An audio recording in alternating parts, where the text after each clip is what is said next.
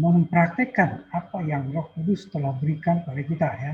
Pelajaran kita sepanjang hari pertama sampai ketiga kemarin telah dijelaskan tentang bagaimana pemberian yang pertama dari Tuhan, yaitu adalah Roh Kudus.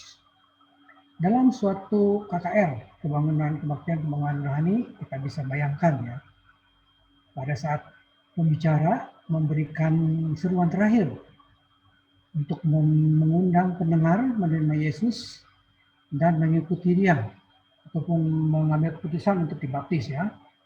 Nah, ini saat-saat yang biasanya cukup menegangkan karena biasanya dari awal pembicara akan selalu mengundang setiap malam ya. Siapa mungkin sudah ada yang terketuk oleh Roh Kudus atau belum. Mungkin tidak ada yang merespon atau mungkin sedikit yang merespon, atau kemungkinan yang lain adalah banyak yang memberikan respon kepada panggilan tersebut. Karena Allah menciptakan manusia dengan pilihan bebas, artinya setiap orang memiliki hak untuk menerima panggilan tersebut atau menolak. Ya, itu tergantung kepada pendengar masing-masing. Kita tidak dapat menghargai cara orang lain menanggapi undangan. Ya. Jadi kita tidak bisa memberi komentar kenapa yang di sebelah saya tidak memberikan tanggapan, sementara yang di depan saya memberikan tanggapan, mungkin maju ke depan ya untuk menuju ke panggung di mana pembicara sedang ada. Biasanya kan dipanggil ke depan ya untuk yang mau menerima Yesus sebagai Juru Selamat. Namun ketika banyak orang menerima pesan Allah dan mempraktekkannya, apakah karena khotbah umum, mungkin kebaktian biasa maksudnya, kebaktian kita hari Sabat, itu kadang-kadang juga ada mungkin orang yang belum percaya, tapi mendengar firman Tuhan, saat itu mereka merasa terketuk, ya. Ataupun mempelajari Alkitab secara pribadi, atau melalui penginjilan persahabatan. Ada orang yang datang, penginjil, datang ke rumah, mengajak belajar, mungkin setelah beberapa waktu, mulai memahami dan mengambil keputusan untuk dibaptis. Keefektifan semacam ini adalah anugerah dari Roh Kudus. Kita menarik diri, kadang-kadang kagum dan melihat Allah melakukan mukjizat. Dan yang paling penting, jangan merasa bahwa itu adalah usaha dari kita sendiri saat kita mengabarkan Injil. Ya, itulah kehebatan saya. Ya. Jangan sampai memiliki pikiran seperti itu. Karena semua itu adalah hasil dari pekerjaan ilahi ya, yang kadang-kadang kita tidak bisa lihat dan kita tidak sadari. Untuk itu, ada sedikit yang saya ingin bagikan dari buku Pendeta McFinley ya, yang dia tulis pada tahun 2011 dengan judulnya 10 Days in Upper Room. Buku ini menjelaskan tentang bagaimana situasi ataupun kondisi para murid Yesus saat Yesus sudah diangkat ke surga dan dia menjanjikan penghibur bagi mereka. Mereka disuruh untuk menunggu di Yerusalem. Dan hal inilah yang mereka lakukan, yaitu selama 10 hari. Mereka menunggu di Yerusalem dan tepatnya di sebuah ruangan atas, ada di suatu rumah yang mereka gunakan untuk berkumpul bersama-sama. Hal yang pertama mereka lakukan adalah bertekun dalam doa. Kita bisa buka dalam Kisah 1 ayat 14. Kisah 1 ayat 14. Mereka semua bertekun dengan sehati dalam doa bersama-sama dengan beberapa perempuan serta Maria, ibu Yesus, dan dengan saudara-saudara Yesus. Jadi mereka semua berkumpul ya di tempat yang sama, mempersatukan hati mereka, bertekun di dalam doa untuk mengharapkan penghiburan yang akan diberikan atau dijanjikan oleh Yesus. Hal yang kedua adalah mereka memiliki iman yang teguh saat itu. Kita bisa buka dalam Roma 12 ayat 3. Roma 12 ayat 3.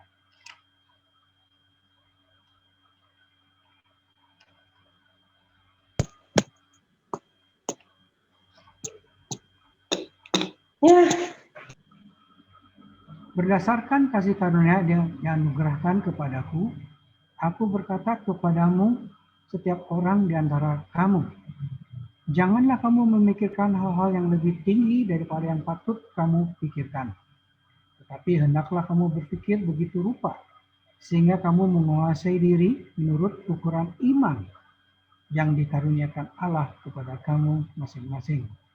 Jadi di sini dijelaskan bahwa iman adalah pemberian dari Tuhan, bukan atas hasil karya kita. Ya. Iman sendiri adalah percaya kepada Yesus, tentunya kepada Allah. Dan itu akan diberikan untuk menguatkan kita, kepada kita sendiri, ya, dikaruniakan oleh Tuhan, bukan hasil karya dari orang lain. Hal yang ketiga, mereka memiliki pertobatan sepenuh hati. Hal ini dituliskan juga di dalam Alpha Omega jilid 7, ya. Kisah Para Rasul halaman 31. Sementara murid-murid menunggu kegenapan perjanjian itu yang dijanjikan oleh Yesus, mereka merendahkan hati dalam pertobatan yang sebenarnya dan mengaku kekurangan percayaan mereka. Jadi selama 3 tahun, mereka bersama-sama dengan Yesus, mereka memiliki suatu tujuan ataupun pengharapan yang lain. Ya, bahwa mereka memiliki pengharapan yang sama sebenarnya dengan para pemimpin ataupun penghulu orang Israel, yaitu mereka tuh ingin terbebas dari penjajahan Romawi. Lebih dibilang sebagai penjajahan secara fisik, bukan secara rohani. Padahal itulah yang Yesus sebenarnya akan memberikan kemerdekaan bagi orang Yahudi dan kita semua. Jadi itu salah satu kesalahpengertian mereka, dan mereka menyadari saat ini, ya. Hal yang keempat, mereka mengaku dosa secara jujur, seperti yang disebutkan di dalam Imamat 5 ayat 5, kita bisa buka Imamat 5 ayat 5.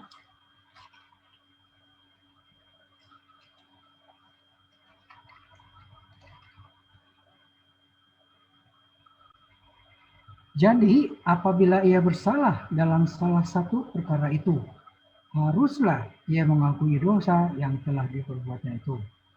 Dengan kata lain, setiap kita melakukan kesalahan dan ingin memohon pengampunan dari Tuhan, kita harus sebutkan apa jenis dosa atau kesalahan yang telah kita lakukan. Kita tidak perlu sembunyikan, karena Tuhan sendiri sudah tahu apa sebenarnya yang telah kita lakukan. Demikian juga para murid saat itu mulai menyadari, mereka mengakui secara jujur apa yang telah mereka lakukan selama ini. Yang kelima, persatuan yang penuh kasih. Jadi dalam Bible Commentary volume 5 halaman 1108 dikatakan, unity with Christ establishes a bond with unity with one another. Dengan kata lain, persatuan kita di dalam Kristus akan membentuk suatu persekutuan yang erat satu sama lain. Jadi, dengan kata lain di dalam hal ini, mereka menyadari bahwa mereka harus bersatu, ya, di dalam mencapai tujuan bersama. Kalau tidak, tentunya mereka tidak akan berhasil.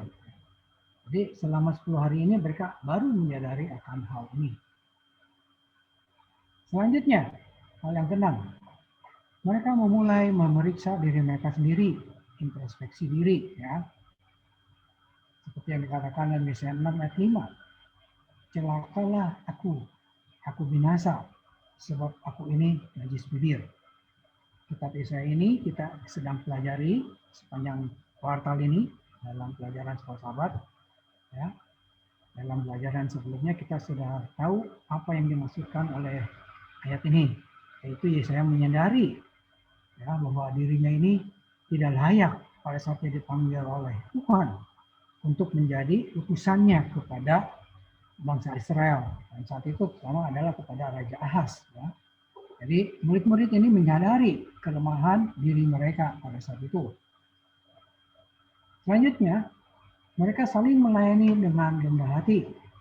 Pada awalnya mereka ini tidak ada sama sekali yang mau melayani. Ya. Kita bisa lihat dalam Lukas 22 ayat 24.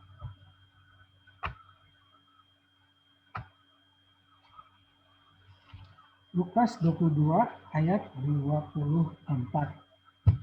Terjadilah juga pertengkaran di antara murid-murid Yesus.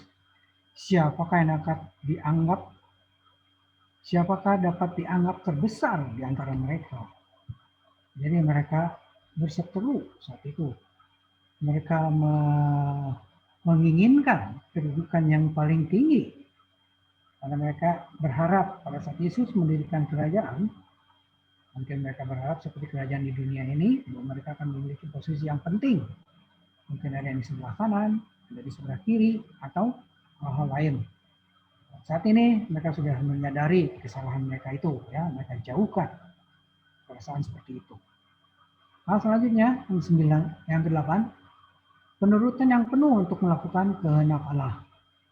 Kita bisa buka dalam Matius 26 ayat 39. Matius 26 ayat 39.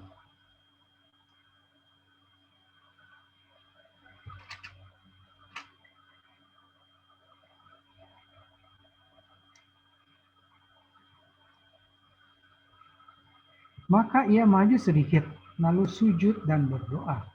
Katanya, "Ya Bapakku, jikalau sekiranya mungkin, biarlah cawan ini lalu daripadaku. Tetapi janganlah seperti yang ku kehendaki, melainkan seperti yang Engkau kehendaki."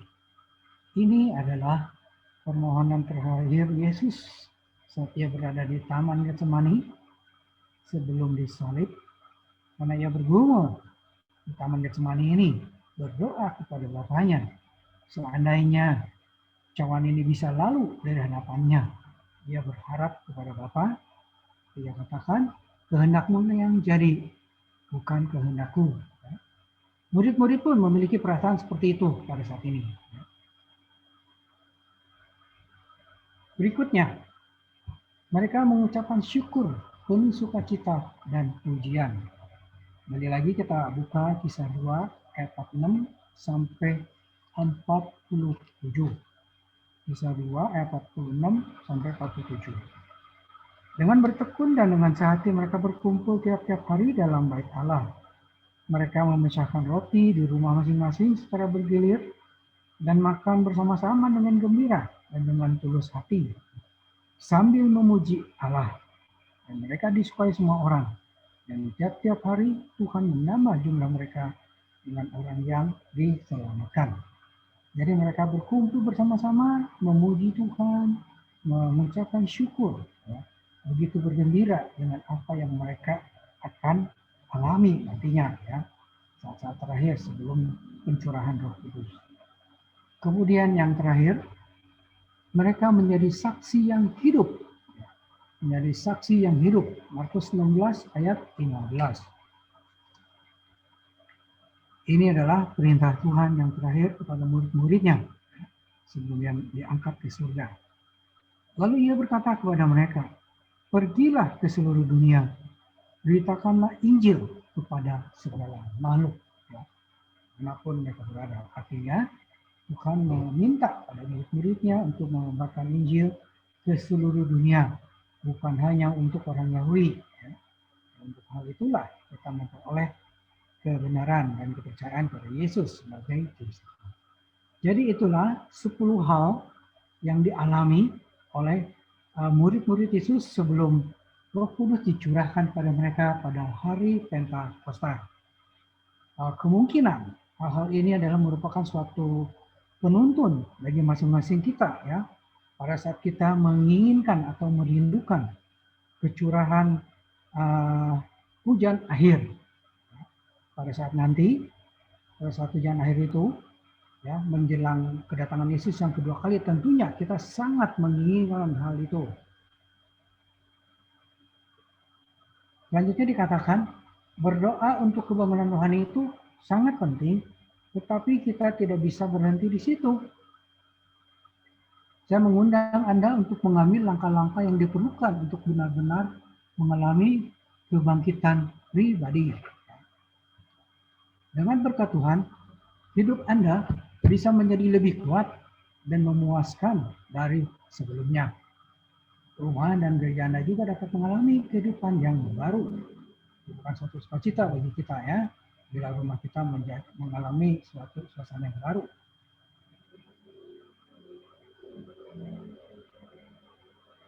Kemudian pada saat ini mungkin kita bisa merasakan apapun seperti apa ya, pada saat kita melihat keadaan di jemaat kita, sepertinya kita ini selama ini hanya begini-begini saja, tidak ada kemajuan. Ya. Baptisan pun mungkin hanya dihasilkan dari anak-anak anggota jemaat. Ya. Kalau kita perhatikan hasil-hasil dari KKR mungkin sangat terbatas yang bisa dibaptis. Untuk hal itulah kita bisa bertanya ya mungkin kepada diri kita masing-masing ataupun nanti secara jemaat. Ya, hal yang pertama, apa sebenarnya masalah yang setengah kita hadapi saat ini? Apakah masalah kerohanian kita? Ada hal yang menghalangi? Atau mungkinkah kita kekurangan Roh Kudus? Ya? Karena kita sudah menjadi jemaat yang sungguh kukuh, yaitu jemaat Laodikia, ya, yang memang kita disebutkan sebagai jemaat Laodikia saat ini.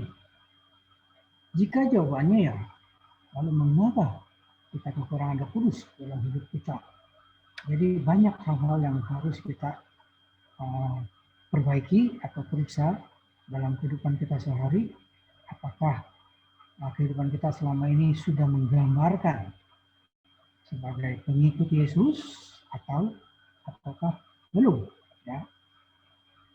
Sebagai contoh, mungkin jemaat kita sudah melakukan banyak hal melalui mission trip ke berbagai daerah. Mungkin sudah dari sejak 5 tahun lalu ya kalau tidak salah. Dan terakhir juga kita sudah mulai membagikan sembako. Kita tahu dalam masa pandemi ini semakin banyak orang-orang yang kehilangan pekerjaan, kehilangan pendapatan, ya. Dan kita bersyukur kita masih memiliki kesempatan untuk membagikan sebagian kecil dari berkat yang kita miliki ya, kepada orang-orang yang memang membutuhkan. Dan tentunya hal ini adalah sangat baik dan kita perlu lanjutkan langkah-langkah selanjutnya ya, ke orang-orang yang masih berkekurangan.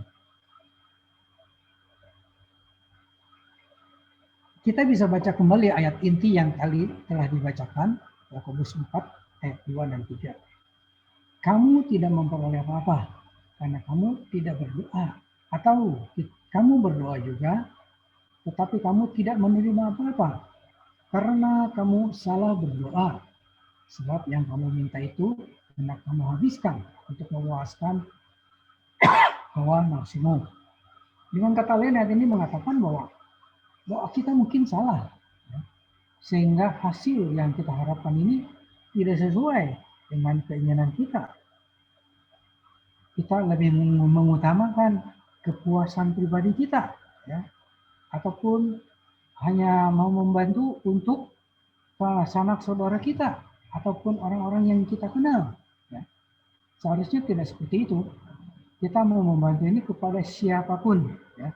Karena Yesus tidak memandang seseorang dari suku, bahasa, ataupun usia. Ya. Jadi semua orang adalah sama di mata Tuhan. Untuk hal itulah kita pun dalam melakukan kebaikan tidak boleh pandang bulu, ya. Kita harus melakukan kepada semua orang yang memang membutuhkan. Seperti yang telah kita pelajari pada hari pertama di 10 hari berdoa ini, Allah mengundang kita untuk terus meminta Roh Kudus dalam hidup kita. Dalam Testimony for the Church, volume 8, halaman 2 dikatakan, mengapa kita tidak lapar dan haus akan karunia Roh? Karena dengan cara inilah kita menerima kuasa. Mengapa kita tidak membicarakannya, berdoa untuk itu, dan mengkhotbahkannya kepada orang lain? Mungkin kutipan ini lebih menekankan kepada diri kita masing-masing. Coba pikirkan apa sebenarnya yang menghalangi kita ya untuk menerima Roh Kudus secara limpah. kita mungkin harus perbaiki bagaimana hubungan kita secara pribadi dengan Tuhan, ya. Mungkin kita harus menentukan waktu-waktu terkhusus untuk berdoa secara pribadi kepada Tuhan, belajar firman Tuhan secara pribadi, dijauhkan dari segala godaan, dari gangguan, ya. Kita bisa coba mungkin dalam sehari, ya, pagi hari kita 30 menit sebelum kita melakukan kegiatan, saat kita sudah bangun, mengucap syukur kepada Tuhan, membaca firman Tuhan, kemudian berdoa, dan saat itulah kita akan merasakan, ya, perlahan-lahan mungkin kehidupan kita, perbuatan kita, kata-kata akan berubah, ya, bisa memberikan berkat yang baik kepada orang lain tentunya, ya. Kita coba ya. Saya sendiri sudah mencoba dan memang masih berjalan gitu ya. Ini adalah proses, tidak bisa langsung menjadi perubahan, perlahan-lahan akan berubah dan Tuhan tentunya akan mau menuntun kita selama kita mau bertekun meminta kepadanya. Yakobus juga menyarankan agar kita tidak menerima saat kita meminta dengan cara yang keliru. Barangkali maksud dari perkataan Yakobus ini adalah Tuhan tidak dapat memberkati ketika pikiran kita tertuju pada hal-hal yang dari daging. Maksudnya kita lebih mengutamakan hal-hal duniawi, ya. Kita lebih mengutamakan kesenangan duniawi. Kita lebih mengutamakan kesenangan kepelesiran, bukan untuk membantu orang lain, ya, sanak saudara. Ya.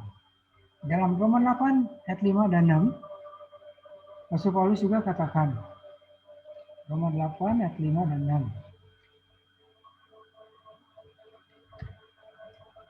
Sebab mereka yang hidup menurut daging memikirkan hal-hal yang dari daging. Mereka yang hidup menurut roh memikirkan hal-hal yang dari roh. Karena keinginan daging adalah maut, tetapi keinginan roh adalah hidup dan damai sejahtera. Ya. Kita bisa lihat Rasul Paulus memiliki pemahaman yang sama juga dengan Yakobus tentang bagaimana keinginan duniawi ini, ya. Karena keinginan daging adalah maut. Keinginan duniawi ini akan membawa kita kepada jurang kematian, jurang yang sangat membahayakan, ya. Jurang yang tidak mendapatkan harapan. Tapi keinginan roh adalah hidup dan damai sejahtera.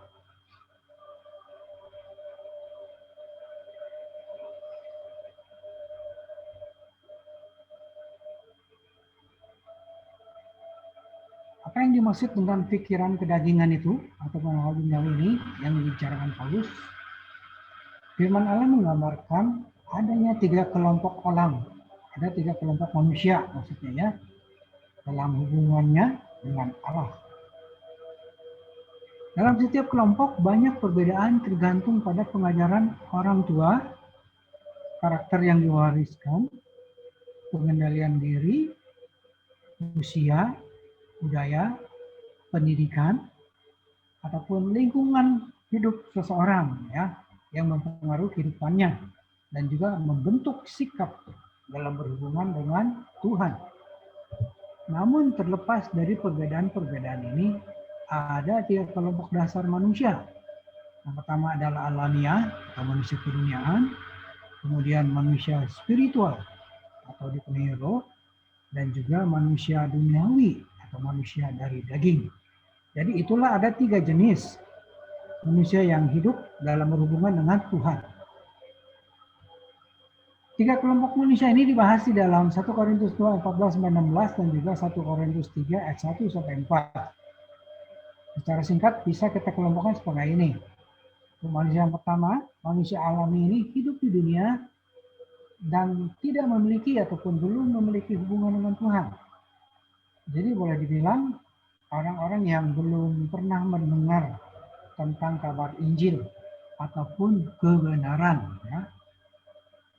Nah, anggota gereja biasa termasuk dalam 2 kelompok berikut, ya, 2 kelompok lainnya. Dan ciri-ciri masingnya akan membantu mengungkapkan di mana letak masalah yang tersembunyi pada jemaat kita. Sekarang pertanyaannya adalah, Masuk kelompok yang mana kita? Mari kita pelajari sedikit, kita bahas sedikit. Dua kelompok ini ya, apapun. Namun dengan catatan, hal itu dilakukan untuk melihat kehidupan kita sendiri. Ya, nilai diri kita sendiri, kita jangan menilai orang lain. Jangan menilai anak kita, jangan menilai istri kita, jangan menilai pendeta kita, jangan menilai ketua jemaat, ketua diakon. Tapi diri kita sendiri yang harus kita periksa. Masuk ke dalam kelompok yang manakah kita saat ini? Tadi telah disebutkan kelompok yang disebut sebagai alamiah, ya, 1 Korintus 2:14. Tidak memiliki hubungan dengan Allah. Dia tidak menerima apa yang dari roh Allah.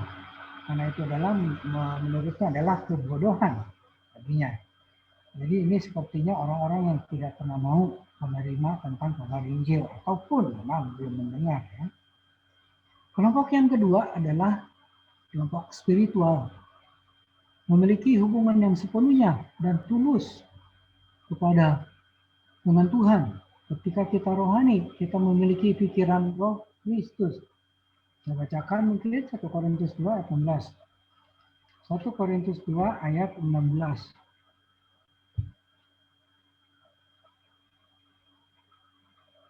Siapakah yang mengetahui pikiran Tuhan sehingga dapat menasihati dia? Tetapi kami memiliki pikiran Kristus. Jadi orang yang memiliki pikiran Kristus itulah bisa disebut sebagai kelompok spiritual. Sementara 1 Korintus 3:1 menyebutkan kelompok yang berikut, yaitu kelompok yang duniawi, memiliki hubungan pura-pura atau terbagi dengan Allah. Dan aku, saudara-saudara, pada waktu itu tidak dapat bicara dengan kamu seperti dengan manusia spiritual, tapi hanya dengan manusia duniawi yang belum dewasa dalam Kristus. Ya. Jadi dikatakan dalam 1 Korintus 3:1 ini, orang yang duniawi ya, tidak mengenal kebenaran, ya, tapi hanya dengan manusia duniawi yang belum dewasa dalam Kristus.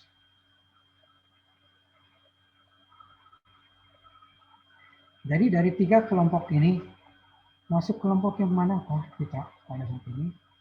Mari kita periksa diri kita masing-masing, tidak perlu menilai orang lain. Ya.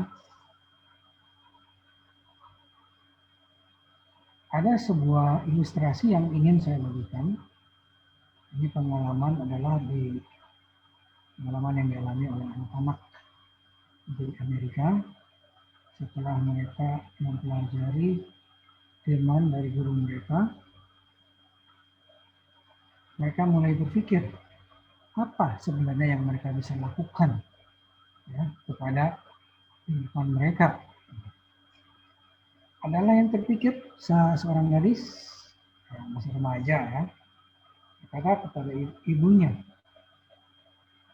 yang biasa melayani di gereja ya sebagai diakon juga. Ibu, bagaimana kalau kita membuat makanan, menyiapkan makanan bungkus di dalam paket, mungkin sejumlah 50 sampai 75 paket. Kemudian kita akan bagi-bagikan kepada anak-anak di sekitar gereja ataupun sekitar lingkungan rumah kita yang berkekurangan. Ya. Si ibunya tentu saja sangat senang mendengarkan ide dari anaknya itu. Baik, mungkin kita bisa ajukan ke teman-teman kita di gereja katanya ya, kepada pendeta juga dan juga mungkin kepada ketua jemaat. Diajukanlah usul ini, segala rencana ini ya, kepada yang berwenang tentunya. Dan mereka semua sangat setuju dan sangat mendukung. Mereka dengan penuh sukaria melakukan apa yang mereka inginkan ataupun rencanakan ini ya, untuk membuat makanan yang akan dibagi-bagikan kepada orang yang membutuhkan. Dan akhirnya setelah mereka lakukan, mereka sangat bersyukur dan berterima kasih kepada Tuhan atas segala kesempatan maupun kesadaran mereka, pada kemauan mereka untuk membagi rezeki yang mereka miliki kepada orang lain. Ya. Kutipan terakhir yang ingin saya sampaikan. seorang penulis ataupun pengkhotbah ya, yang memiliki yang menulis buku sebenarnya ya di dalam buku Experiencing God, dan kutipan ini diambil dari halaman 108 edisi revisi. Jadi buku ini dicetak berulang-ulang ya artinya. Penulis ini bernama Henry T. McDavid. Dia menuliskan di halaman yang ke-108. Dia akan mencapai lebih banyak dalam waktu 6 bulan melalui orang-orang yang menyerahkan diri kepadanya daripada yang bisa kita lakukan selama 60 tahun dengan kekuatan dan kebijaksanaan kita sendiri. Jadi dengan kata lain, Mr. Blackleby ini menyatakan bahwa orang-orang yang mau menyerahkan diri kepada Tuhan dan bersatu dalam pekabaran Injil akan sangat memberikan hasil yang baik dibandingkan dengan orang-orang yang bekerja secara pribadi, mengutamakan ataupun berharap pada kemampuan sendiri selama hidupnya. Ya, itu sangat ironis, sangat menyedihkan. 6 bulan dibanding dengan 60 hari. Ya. Bayangkan. Jadi dengan kata lain, mari kita bekerja bersama-sama, serahkan kehendak kita kepada kehendak Tuhan, tentunya melalui bimbingan Roh Kudus, untuk menyatukan tujuan, ya, kemauan kita, kemampuan kita untuk bekerja bersama-sama, untuk membantu menyegerakan kedatangan Yesus yang kedua kali yang sudah semakin dekat. Saya yakin akan hal itu, karena tandanya sudah semakin banyak dan sudah semakin jelas kita bisa lihat Yesus akan segera datang yang kedua kali. Inilah doa dan harapan saya. Biarlah mulai pembahasan kita pada malam ini, kita bisa memeriksa diri kita sendiri, supaya Roh Kudus bisa dicurahkan dengan limpah kepada kita, kepada jemaat kita, untuk menyebarkan Injil ini ke seluruh penjuru yang bisa kita lakukan. Amin.